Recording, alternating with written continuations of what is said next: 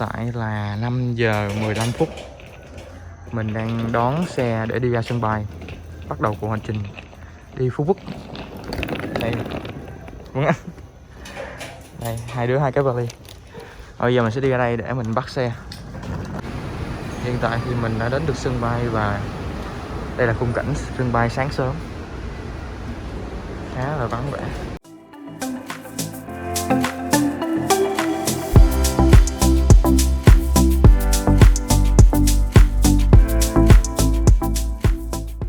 Bản thân mình rất thích bay những chuyến bay sáng sớm như thế này, vì thứ nhất là sân bay rất vắng, làm thủ tục hay gì đều rất là nhanh chóng, không phải chờ đợi lâu.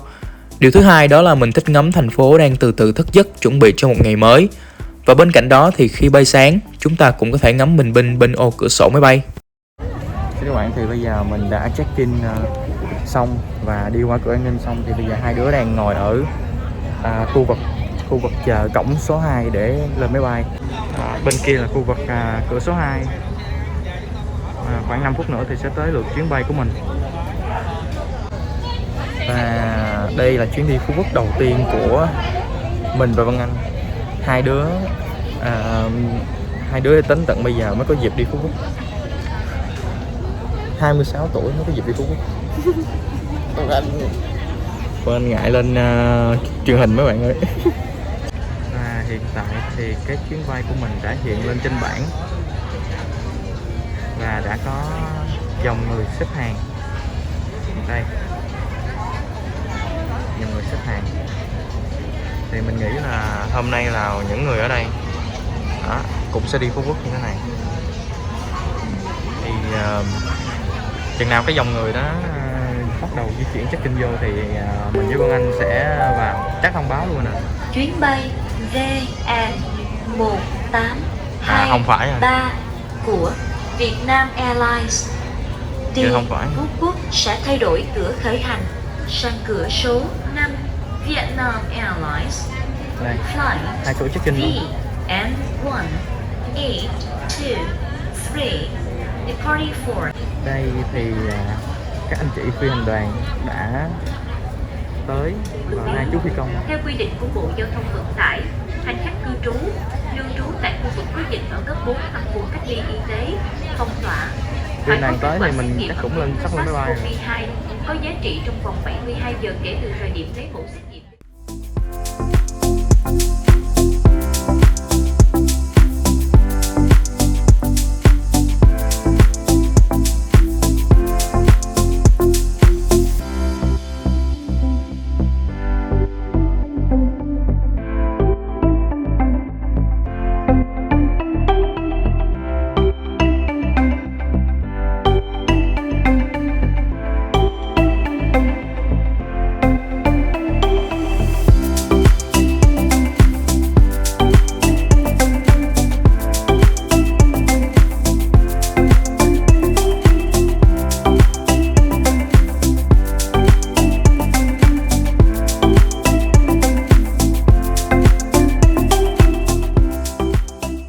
Sau khoảng 40 phút thì tụi mình cũng đã hạ cánh tại sân bay Phú Quốc. Lúc này thì hai đứa rất là vui và háo hức, chỉ muốn lấy hành lý, ăn sáng mau mau rồi về khách sạn cất đồ để đi chơi. Tràn đầy năng lượng lắm luôn mọi người.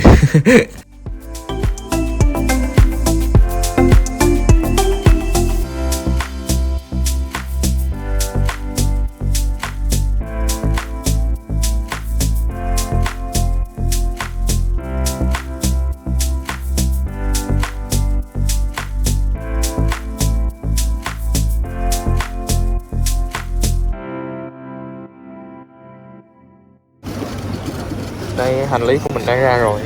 Giờ của Vân Anh. Mưa chắc mưa. Vân Anh kề Vân Anh trước kia kìa. Rồi vậy của Vân Anh.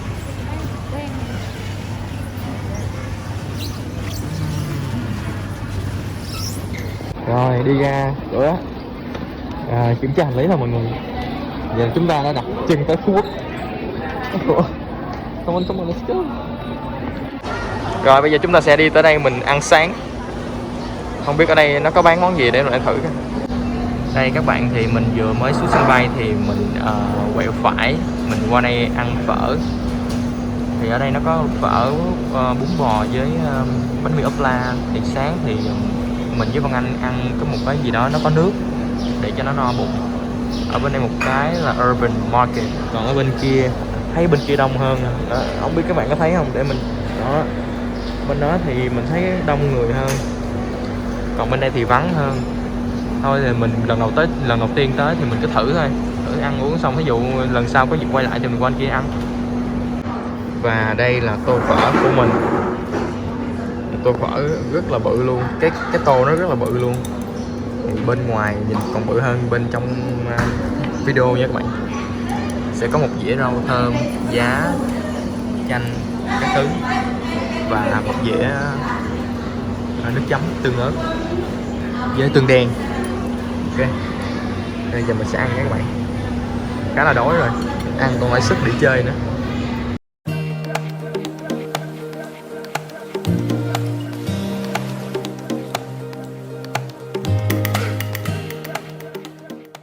Đây là một ly bạc xỉu đá mình mới vừa order. Thì ly bạc xỉu này là mình order ở một bên cái quán khác, cái quán Đông Đông hồi nãy mình nói. Thì nó có giá là 30.000. Để mình xem nó như thế nào.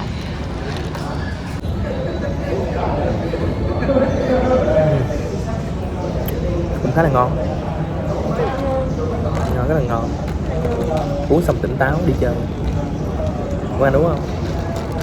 Uống xong là xỉu luôn. Gì xỉu thì uống là xỉu. Ở sân bay Phú Quốc thì vừa bước ra khỏi cổng sẽ có dịch vụ xe đưa đón taxi các thứ. Mình thì đặt phòng ở resort có kèm theo dịch vụ đón tiễn sân bay, nên là sau khi ăn sáng xong thì tụi mình được bạn nhân viên resort dẫn ra xe. Khi các bạn đặt phòng thì nhớ hỏi xem là bên khách sạn, resort mà bạn đặt có dịch vụ này không nhé. Vì theo mình biết thì bây giờ hầu như các khách sạn, resort đều có dịch vụ này bao gồm trong tiền phòng luôn. Còn nếu mọi người sử dụng các hãng taxi thì cũng nên hỏi giá cả các thứ trước cho chắc nhé.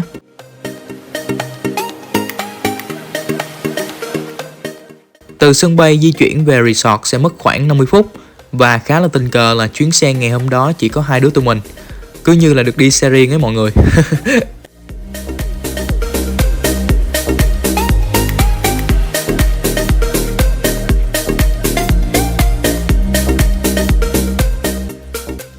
Hiện tại thì tụi mình cũng đã đến được resort.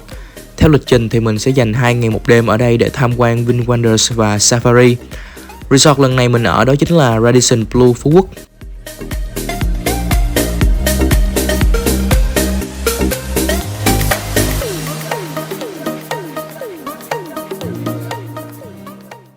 Đây là resort nằm trong khu phức hợp Corona với nhiều điểm tham quan và giải trí hấp dẫn. Được vận hành bởi tập đoàn khách sạn quốc tế hàng đầu trên thế giới, đó là Radisson Hotel Group. Và cũng chính vì vị trí của resort nằm gần với VinWonders và Safari nên mình đã đặt 1 đêm ở đây để tiện cho việc tham quan và di chuyển.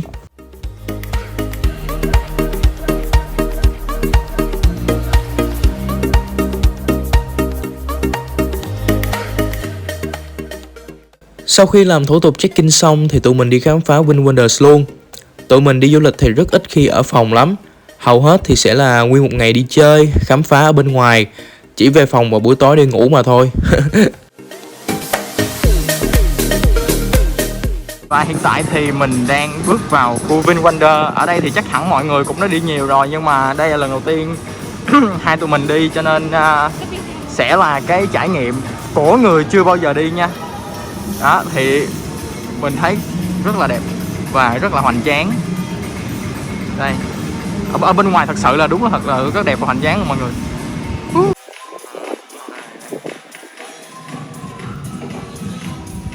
Hiện tại thì mình đang ở thế giới diệu kỳ, Amazing Kingdom. Trong cái phân khu này thì mình sẽ chơi cái gì đây ta? Hình như mình chơi trò này trước đi. Mình thấy trò này hay nè, tàu tốc hành viễn Tây nè. Thấy mọi người đang đi vào đó. Để vào chơi cái trò này đầu tiên coi. Mình sẽ đi theo cái hướng là từ phải sang trái.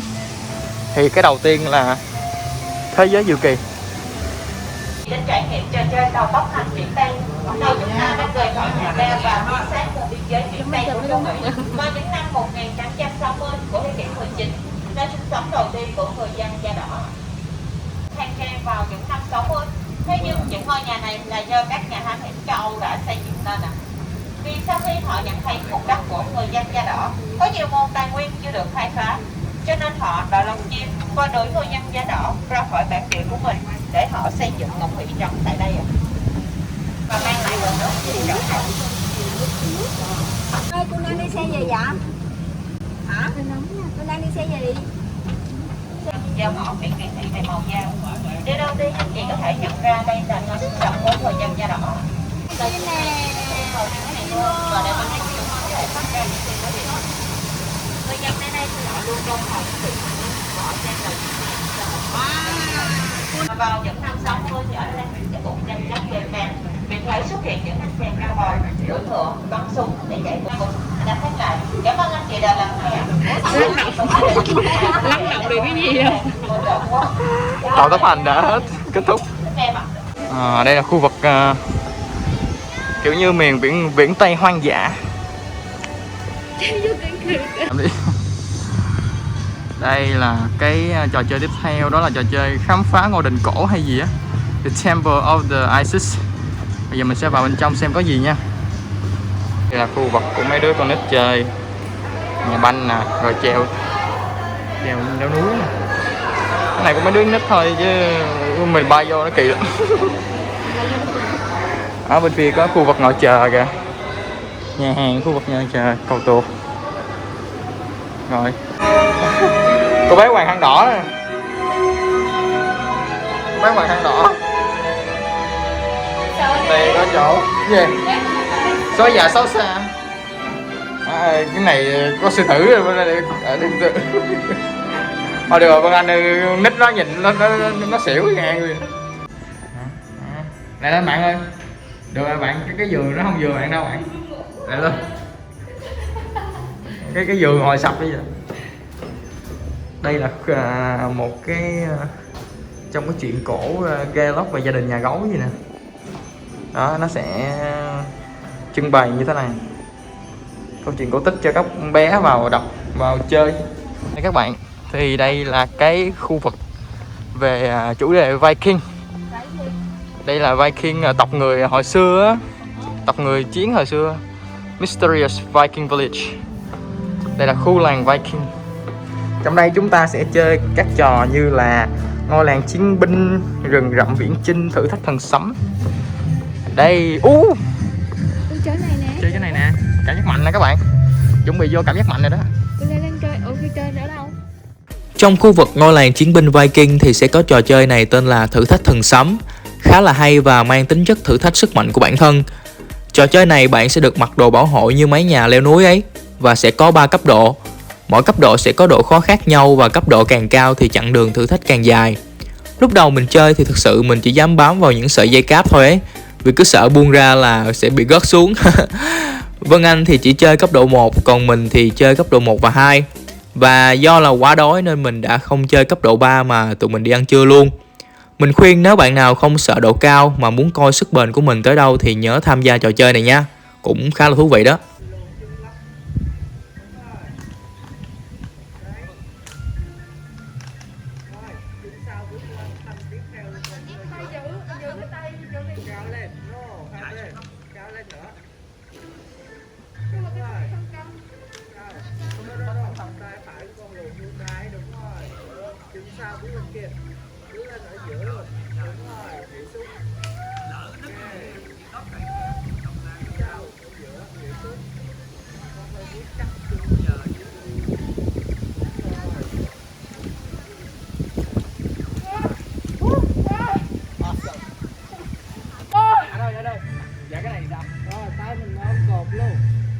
Cho một chân một thân. Rồi chân kia luôn, lấy tay phải lôi cột vô anh. Đúng rồi, cho chân phải qua. Đấy, đúng rồi, cứ vậy mà đi anh. Xịn. Đấy, ok. Rồi mình có di chuyển chân thôi nha, đi bên phải rồi, đúng rồi. Phải rồi. Đấy, lôi cột phải vô. Đúng rồi. Đúng tự tập bản thân luôn. Rồi, 3 cột nữa. Cố lên. Mày con quỷ này. Chơi ra dữ vậy trời.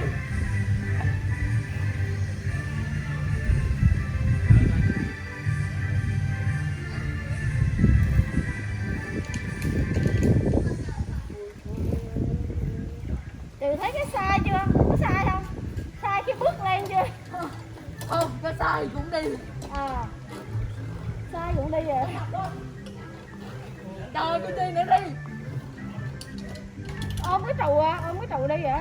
Ôm cột đi xuống dây cáp luôn em. Đi xuống dây cáp Cái ôm. này dễ lắm. Dịch cột thôi, cái này nó chắc rồi. Viền cái cột.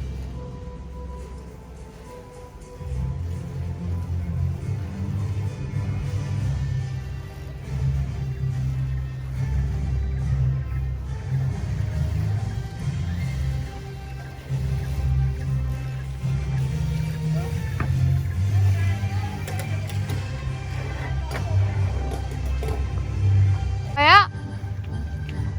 Rồi. Ôi trời ơi, đi đi thôi. Mẹ cũng thôi mà tôi quay. Mẹ tôi quay từ hồi mình bắt đầu á. Thôi đừng quay nữa, chụp mấy mẫu hình thôi. Xin chào các bạn, thì mình vừa mới chơi xong cái trò thử thách năng lực leo trèo của chúng ta. Thì cái trò đó nó có 3 mức, mức 1, mức 2, mức 3 thì tùy từng mức mà cái độ khó và cũng như là cái thử thách nó sẽ tăng lên. Thì Vân Anh với mình chơi mức 1, xong rồi mức 2 thì mình chơi một mình. Thì thật sự là mình thấy nó dành cho những ai mà đam mê mạo hiểm, mà đam mê leo trèo, nó tốn sức rất là nhiều. Đây là cung điện Hải Vương, mang hình dáng của một con rùa khá là bự, hơi bự mà rất là bự luôn chứ không phải khá nữa. Đi dọc qua đây mà. Thì bây giờ mình sẽ đi ăn trước rồi sau đó mình vô mình tham quan thủy cung. Giờ mình sẽ đi tìm đồ ăn, đi kiếm quanh đây kiếm cái đồ ăn. Cái vòng xoay này mình nghĩ là chiều á, hoàng hôn á mình lên trển mới đẹp, chứ bây giờ buổi sáng á, trời nắng rồi nó lên nó cũng nắng, thấy rõ nhưng mà nó rất là nắng. Ví dụ để chiều hoàng hôn mới lên thì đúng là đẹp. Hiện tại thì mình đã tìm được một cái nhà hàng để ăn trưa. Thì nhà hàng này ở bên ngoài thì mình không có thấy tên, nhưng mà bên trong thì cái tên này là tên Paradise Cove Tiki Bar. Cove Tiki Bar, ok. Đó, thì đây là một cái nhà hàng chuyên bán đồ ăn thuần Việt, cơm rồi canh chua này nọ các thứ. Thì mình thấy giá cả nó cũng hợp lý, cho nên mình đã kêu một phần cơm trắng, một phần canh rong biển nấu đậu hũ và một phần ba rọi rang cháy cạnh, để xem món ăn nó sẽ như thế nào. Thì mình thấy ở đây mọi người tập trung vô đây ăn khá là nhiều. Có vẻ là một phần là nó cái chỗ nó nhiều á, giống như là mình có thể ngồi được gia đình á, và thứ hai là giá cả nó cũng hợp lý, cho nên mình thấy rất là đông. Để mình quay cho mọi người xem. Đó, nhưng mọi người thấy thì bên kia rất là nhiều người ngồi ăn, gia đình á, hầu như là gia đình ngồi ăn. Ở bên đây thì có mấy người nhưng mà họ mới vừa đi á, chứ hồi nãy là cũng có 2-3 gia đình ngồi đây.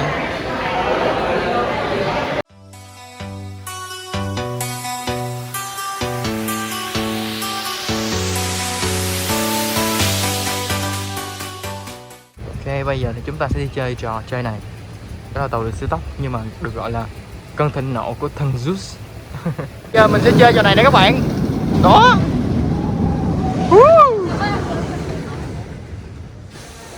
Đây cũng nhanh mà đúng không? Thấy nhiều hơi đường đó. Đây. Hồi nãy ở ngoài mình không thấy ai đứng đó, cho nên mình tưởng trò chơi này không hoạt động. Cho nên bây giờ mình biết là có cái đường mòn đi thẳng vô. Tại vì mình nghĩ là cái lúc mà những ngày Tết á, những ngày lễ á, thì rất đông người, cho nên có cái hàng này để xếp hàng. Ok, đi khá là xa.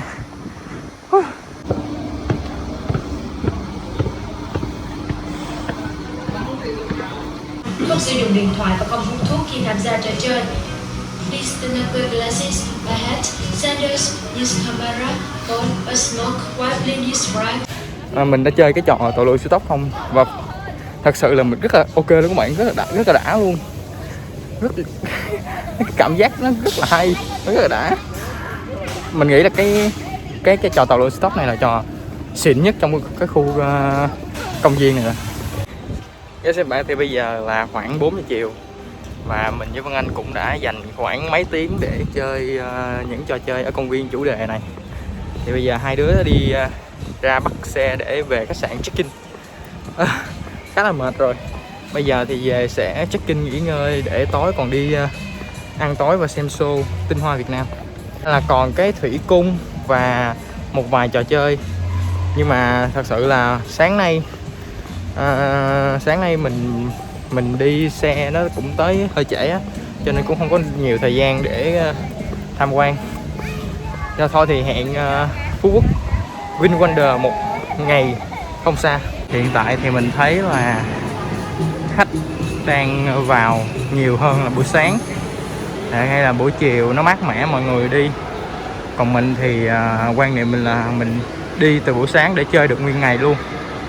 Thì bây giờ là buổi chiều mọi người vào thì mình với Vân Anh về để về nhận phòng nghỉ ngơi. Ok, về quay cái phòng cho mọi người xem. Ok các bạn, thì bây giờ mình đã có thẻ phòng. Phòng mình là 6088 nằm ở trên tầng 6, cho nên mình sẽ quẹt thẻ vô. Vân Anh ơi. Rồi 688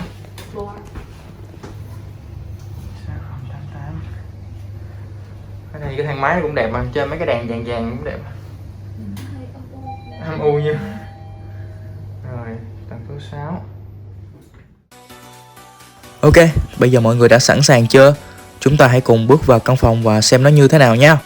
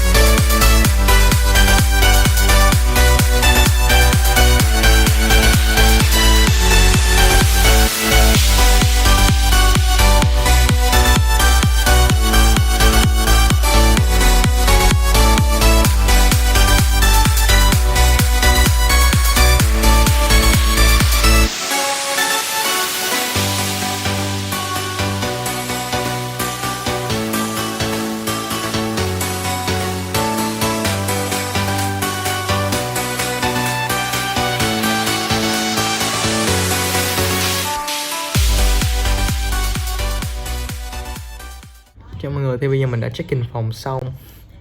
Bây giờ sẽ nghỉ ngơi một chút, rồi tối là mình sẽ đi ăn tối và đi xem show Tinh Hoa Việt Nam.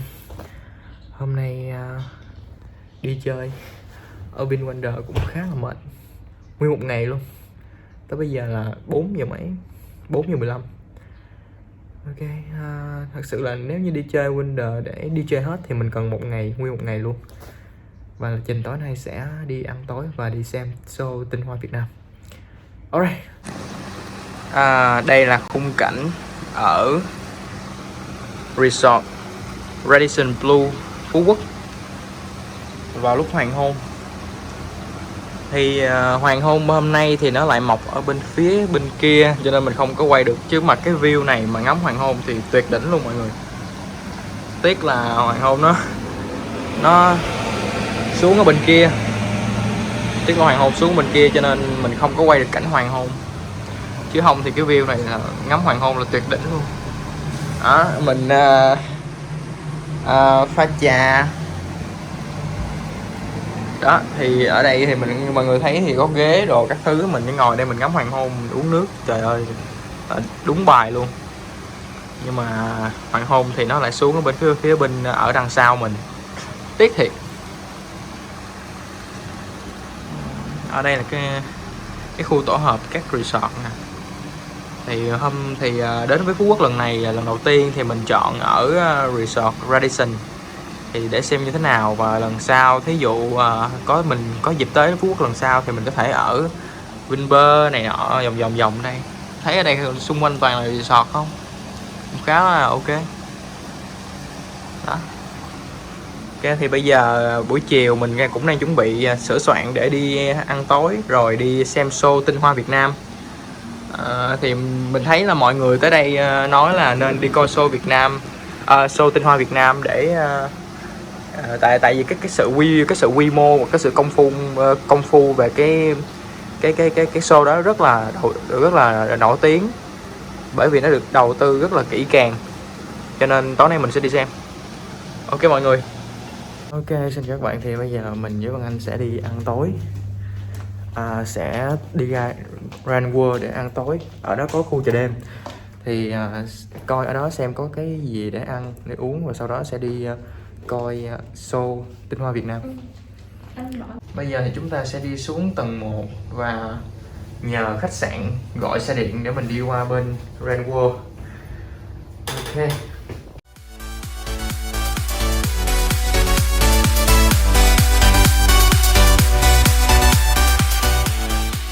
Ở ngay tại cổng khách sạn sẽ có xe miễn phí đưa đón mình qua khu vực Grand World. Mọi người chỉ cần báo trước với lễ tân để họ sắp xếp là được. Buổi tối ở khu vực Grand World rất là đông vui và nhộn nhịp. Vì thứ nhất ở đây đúng 7 giờ 30 là mọi người bắt đầu tập trung để đi xem show. Bên cạnh đó thì xung quanh rất nhiều hàng quán ăn uống, nên buổi tối mọi người ra đây ăn tối rất là đông. Rồi bây giờ thì tụi mình sẽ quyết định vào Lotteria ăn phần hamburger gì đó rồi đi coi show.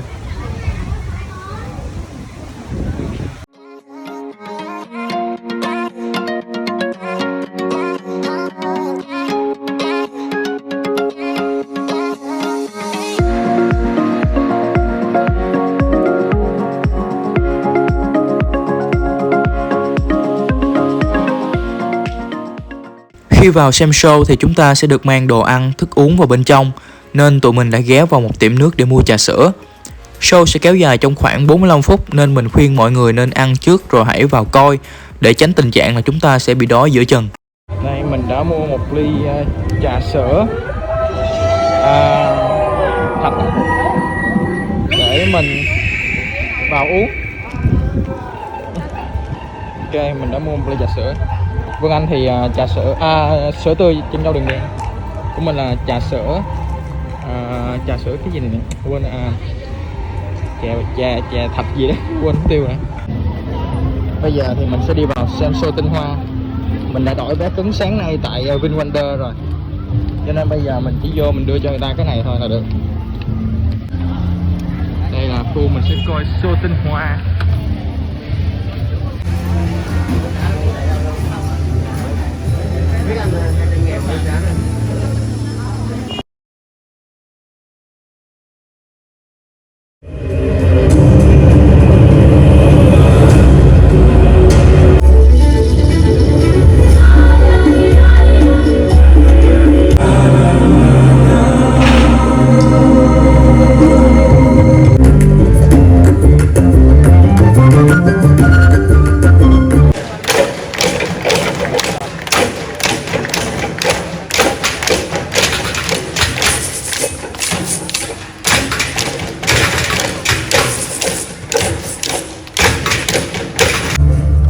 Xin trân trọng cảm ơn quý vị, và ngay sau đây xin mời quý vị hãy tiếp tục dành thời gian để khám phá. Đây là khung cảnh mọi người sau khi coi show Tinh Hoa Việt Nam xong thì bây giờ mọi người sẽ đi bên kia để coi cái show nhạc nước miễn phí.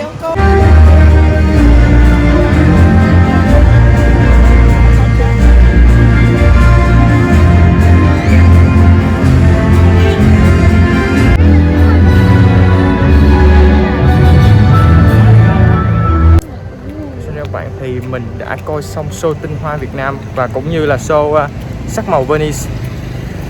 Đây là hai cái show mà mình nghe nói là khi mà tới Phú Quốc thì nên coi. Thì cái show Tinh Hoa Việt Nam á, thì cực kỳ xuất sắc luôn, ok, rất là ok luôn. Từ cách dàn dựng cho đến âm nhạc đều rất là công phu và rất là hay. Còn cái Sắc Màu Venice thì mình đang coi thì trời mưa quá cho nên mình đi về luôn, nhưng mà nó cũng ok, nhạc rồi dàn dựng, phun nước các thứ nó rất là hay, cũng công phu không kém. Cho nên đây là hai show mà các bạn nên coi khi tới với Phú Quốc, đặc biệt là Run World. Yeah, và bây giờ thì hai đứa mình sẽ đi về phòng nghỉ ngơi để ngày mai đi sở thú. Rồi, xin chào các bạn, thì bây giờ là 11 giờ rưỡi, cũng sắp nửa đêm. Hai đứa ngày hôm nay là thức từ lúc 4 giờ rưỡi để đi ra sân bay, rồi đến Phú Quốc và tham quan trò chơi này nọ các thứ tới bây giờ luôn. Là thức từ 4 giờ rưỡi sáng tới bây giờ. Và thực sự là không còn một chút sức lực nào cả, cho nên hôm nay sẽ đi ngủ ngay để ngày mai thức dậy còn đi ăn sáng, sau đó còn đi tham quan vườn thú Safari nữa. Vườn thú sẽ mở cửa lúc 9 giờ và ăn sáng ở resort sẽ bắt đầu từ 7 giờ sáng đến 11 giờ, 10 giờ hay 11 giờ gì đó. Ngày mai mình nghĩ là mình sẽ thức dậy lúc 6 giờ rưỡi hoặc là 7 giờ để chuẩn bị và ăn sáng này nọ xong là qua bên Safari luôn. Ok, hẹn tất cả mọi người vào ngày mai. Hôm nay là quá đuối rồi.